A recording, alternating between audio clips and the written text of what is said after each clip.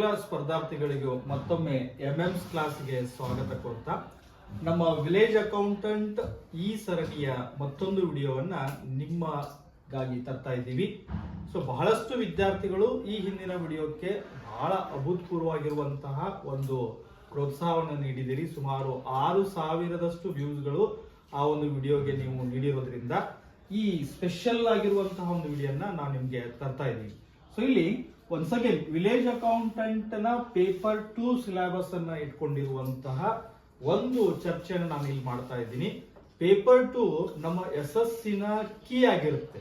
ಯಾಕಪ್ಪ ಅಂತಂದ್ರೆ ಮೊದಲನೆಯ ಒಂದು ಪೇಪರ್ ನಲ್ಲಿ ಬಹಳಷ್ಟು ವಿಷಯಗಳನ್ನ ನಾವು ಕವರ್ ಮಾಡಬೇಕಾಗಿರೋದ್ರಿಂದ ಅಲ್ಲಿ ಓದಿಗೆ ಅತಿ ಹೆಚ್ಚಿನ ಸಮಯ ಬೇಕಾಗುತ್ತೆ. ಆದ್ರೆ ಪೇಪರ್ 2 ನಲ್ಲಿ ಸ್ಪೆಸಿಫೈಡ್ ಆಗಿರುವಂತಹ 3 ವಿಭಾಗಗಳನ್ನ ಕೊಟ್ಟಿರೋದ್ರಿಂದ ಮತ್ತು ನಾವು ಈಗಾಗಲೇ ಇವುಗಳನ್ನ ಕಲ್ತಿರೋದ್ರಿಂದ ಇಲ್ಲಿ ನಾವು ಅತಿ ಹೆಚ್ಚಿನ ಅಂಕಗಳನ್ನ ಗಳಿಸುವಂತಹ ಸಾಧ್ಯತೆಗಳಿರ್ತವೆ.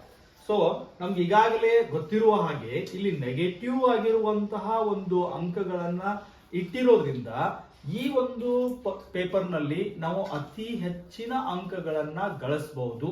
ಸೊ ಇಲ್ಲಿ ಯಾವ ಪರೀಕ್ಷೆಗೆ ಮತ್ತು ಯಾವ ಪೇಪರ್ಗೆ ಯಾವ ಪುಸ್ತಕಗಳನ್ನ ಓದುವುದರ ಮುಖಾಂತರ ನಾವು ಅತಿ ಹೆಚ್ಚಿನ ಅಂಕಗಳನ್ನ ಗಳಿಸಬಹುದು ಅನ್ನೋದು ಗೊತ್ತಿದ್ರೆ ಅರ್ಧದಷ್ಟು ಯಶಸ್ಸು ನಮ್ಗೆ ಸಿಕ್ಕಂಗೆ. ಸೊ ಹಾಗಾಗಿ ನನ್ನ ಒಂದು ಪರೀಕ್ಷಾ ಮಾರ್ಗದರ್ಶನದ ಅನುಭವದ ಹಿನ್ನೆಲೆಯಲ್ಲಿ ಹೇಳೋದಾದ್ರೆ ಪೇಪರ್ 2 ನಲ್ಲಿ ನಾವು ಓದ್ಬೇಕಾಗಿರುವಂತಹ ವಿಷಯಗಳು ಒಂದು ಸಾಮಾನ್ಯ ಕನ್ನಡ, ಜನರಲ್ ಇಂಗ್ಲಿಷು, ಆಮೇಲೆ ಬೇಸಿಕ್ ಕಂಪ್ಯೂಟರ್. ಈ 3 ವಿಭಾಗಗಳಿಂದ ನಮಗೆ 100 ಅಂಕದ ಒಂದು ಪರೀಕ್ಷೆಯನ್ನ ನಾವು ಬರೆಯಲಿದ್ದೇವೆ. ಸೊ 100 ಪ್ರಶ್ನೆಗಳಿರ್ತವೆ, ಅದಕ್ಕೆ 100 ಅಂಕಗಳಿರ್ತವೆ. ಹಾಗೆ ನೋಡಿದ್ರೆ ಅದು ಸಮಾನವಾಗಿ 33, 33 ಅಥವಾ 34 ಈ ತರ ಅಂಕಗಳನ್ನ ವಿಭಾಗಿಸುವ ಸಾಧ್ಯತೆಯೂ ಕೂಡ ಇರುತ್ತೆ. ಸೊ ಈಗಾಗಲೇ ಕರ್ನಾಟಕದಲ್ಲಿ ನಡೆದಿರುವಂತಹ ಗ್ರೂಪ್ ಸಿ ವಿಭಾಗದ ಪರೀಕ್ಷೆಗಳನ್ನ ಅವಲೋಕಿಸಿದಾಗ ಕನ್ನಡ ಮತ್ತು ಇಂಗ್ಲಿಷ್ ಮತ್ತು ಕಂಪ್ಯೂಟರ್ಗೆ ಸಂಬಂಧಿಸಿದಂತಹ ಪ್ರಶ್ನೆಗಳು ಹೇಗೆ ಬರ್ತಾ ಇದ್ದಾವೆ ಅಂತ ನೋಡಿದಾಗ ಬಹಳ ಸರಳವಾಗಿರುವಂತಹ ಪ್ರಶ್ನೆಗಳಲ್ಲಿ ಬರ್ತಾ ಇರೋದನ್ನ ಗಮನಿಸಬಹುದು. ಆದ್ರೆ ಸರಳ ಅಂತಂದಾಗ ನಮ್ಗೆ ಏನ್ ಓದ್ಬೇಕು ಅನ್ನೋದು ಬಹಳ ಇಂಪಾರ್ಟೆಂಟ್ ಆಗುತ್ತೆ ಇಲ್ಲಿ. ಸೊ ಕನ್ನಡಕ್ಕೆ ಬಂದಾಗ, ಕನ್ನಡ ವಿಭಾಗಕ್ಕೆ ಬಂದಾಗ ನಾನು ಹೇಳ್ತಾ ಇರೋದೇನಪ್ಪಾ ಅಂತಂದ್ರೆ ಇಲ್ಲಿ ಕೇವಲ ಕನ್ನಡ ವ್ಯಾಕರಣಕ್ಕೆ ಸಂಬಂಧಿಸಿದಂತಹ ಪ್ರಶ್ನೆಗಳು ಅತಿ ಹೆಚ್ಚಿಗೆ ಇರಲಿವೆ.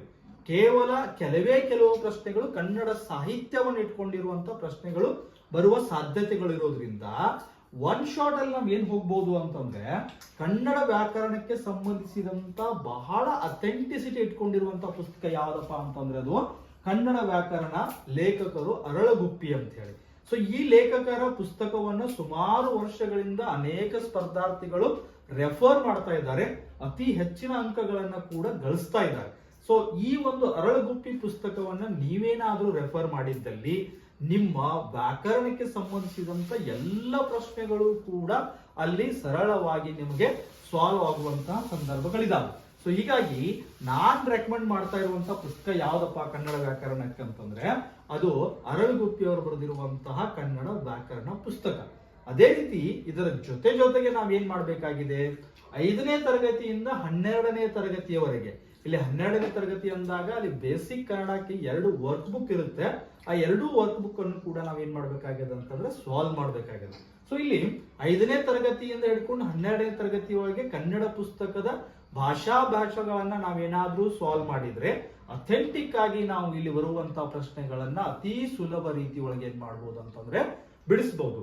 ಒಂದ್ ವೇಳೆ ಇವೆರಡನ್ನೂ ಹೊರತುಪಡಿಸಿ ನಿಮ್ಗೆ ಏನಾದ್ರೂ ಹೆಚ್ಚಿಗೆ ಬೇಕಾಗಿತ್ತಪ್ಪ ಅಂತಂದ್ರೆ ನನ್ನ ಗೆಳೆಯನದೇ ಒಂದು ಕನ್ನಡ ಮೇಷ್ಟ್ರು ಅಂತೇಳಿ ಒಂದು ಯೂಟ್ಯೂಬ್ ಚಾನಲ್ ಇದೆ. ಆ ಯೂಟ್ಯೂಬ್ ಚಾನಲ್ ನಲ್ಲೂ ಕೂಡ ಬಹಳಷ್ಟು ವ್ಯಾಕರಣ ಅಂಶಗಳನ್ನ ಚರ್ಚೆ ಮಾಡಿರೋದನ್ನ ನೋಡಬಹುದು. ನಾವು ಡಿಸ್ಕ್ರಿಪ್ಷನ್ ಬಾಕ್ಸ್ ನಲ್ಲಿ ಅದರ ಲಿಂಕ್ ಅನ್ನು ಕೂಡ ಹಾಕ್ತಾ ಇದ್ದೀವಿ.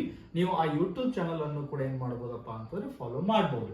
ಸೊ ಇದು ಕನ್ನಡಕ್ಕೆ ಸಂಬಂಧಿಸಿದಂತ ಮಾಹಿತಿ ಆಗಿದ್ರೆ, ಇಂಗ್ಲಿಷ್ ಬಂದಾಗ ನಾನು 2 ಪುಸ್ತಕಗಳನ್ನ ನಿಮಗೆ ರೆಫರ್ ಮಾಡ್ತಾ ಇದ್ದೀನಿ. ಒಂದು, ನಿಮಗೆ ಏನಾದ್ರೂ ಇಂಗ್ಲಿಷ್ ನಲ್ಲಿ ಓದ್ಲಿಕ್ಕೆ ಕಷ್ಟ ಆಗ್ತಿತ್ತಪ್ಪ ಅಂತಂದ್ರೆ ಬೈಲಿಂಗ್ವಲ್ ಆಗಿ ಕನ್ನಡ ಮಾಧ್ಯಮದಲ್ಲಿ ಮತ್ತು ಇಂಗ್ಲಿಷ್ ಮಾಧ್ಯಮದಲ್ಲಿ ಇರುವಂತಹ ಒಂದು ಪುಸ್ತಕ ಕರ್ನಾಟಕದಲ್ಲಿ ನಿಮ್ಗೆ ಸಿಗುತ್ತೆ. ಅದು ಯಾವ್ದಪ್ಪ ಅಂತಂದ್ರೆ SS ಕೋಟಿಗೆ ಅನ್ನುವಂತ ಲೇಖಕರದ ಒಂದು ಪುಸ್ತಕ ಇದೆ. ಅವ್ರೇನ್ ಮಾಡಿದಾರೆ ಅಂತಂದ್ರೆ ಎಲ್ಲ ಇಂಗ್ಲಿಷ್ನ ವ್ಯಾಕರಣಾಂಶಗಳನ್ನ ಕನ್ನಡದಲ್ಲೂ ಕೊಡ್ತಾ ಹೋಗ್ತಾರೆ, ಇಂಗ್ಲಿಷ್ನಲ್ಲೂ ಕೊಡ್ತಾ ಹೋಗ್ತಾರೆ, ಮತ್ತೆ ಆಂಪಲ್ ಆಫ್ ಎಕ್ಸಾಂಪಲ್ಸ್ ಅಲ್ಲಿ ಇರೋದ್ರಿಂದ ನಾವು ಸರಳವಾಗಿ ಇಲ್ಲಿರುವಂತಹ ಅಂಶಗಳನ್ನ ಮನದಟ್ಟು ಮಾಡಿಕೊಂಡು ನಮ್ಮ ಎಕ್ಸಾಮ್ ನಲ್ಲಿ ಅತಿ ಹೆಚ್ಚು ಅಂಕಗಳನ್ನ ಗಳಿಸಬಹುದು.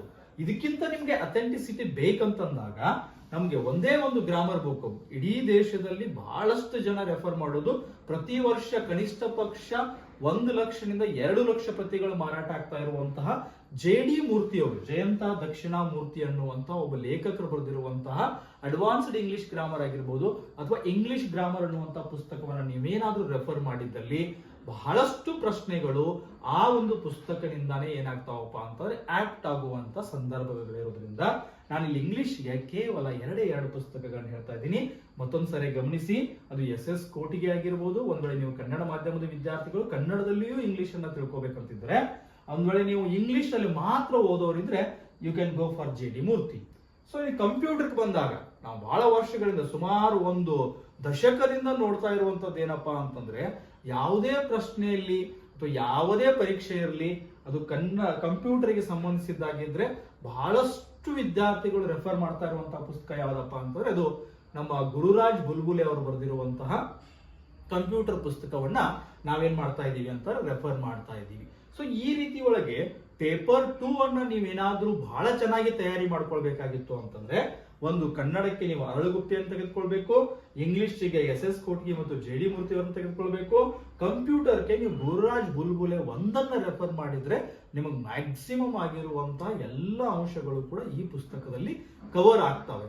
ಸೊ ನಾನು ಮುಂದಿನ ವಿಡಿಯೋದಲ್ಲಿ ನಾನು ಸಿಲೆಬಸ್ ಪ್ರಕಾರ ಯಾವ ಅಂಶಗಳನ್ನ ಯಾವ ರೀತಿ ಓದಬೇಕು, ಯಾವ ಸಮಯದಲ್ಲಿ ಓದಬೇಕು ಮತ್ತು ಯಾವ ತರಹದ ಒಂದು ರೆಫರೆನ್ಸ್ ಮಟೀರಿಯಲ್ ಅನ್ನ ಮತ್ತು ನೋಟ್ಸ್ ಗಳನ್ನ ಮಾಡ್ಕೊಳ್ಬೇಕು ಅಂತ ಒಂದು ವಿಡಿಯೋವನ್ನ ಮಾಡಲಿದ್ದೇನೆ.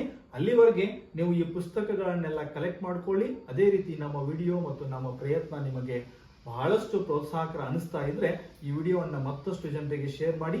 ನೀವೇನಾದ್ರೂ ಸಬ್ಸ್ಕ್ರೈಬ್ ಆಗಿರದೇ ಇದ್ರೆ ಮೊದಲಿಗೆ ಸಬ್ಸ್ಕ್ರೈಬ್ ಮಾಡ್ಕೊಳ್ಳಿ. ಅತಿ ಹೆಚ್ಚಿನ ವಿಡಿಯೋಗಳು ವಿಲೇಜ್ ಅಕೌಂಟೆಂಟ್ಗೆ ಸಂಬಂಧಿಸಿದಂತೆ ಬರಲಿದ್ದಾವೆ. ಧನ್ಯವಾದಗಳು. Thank you.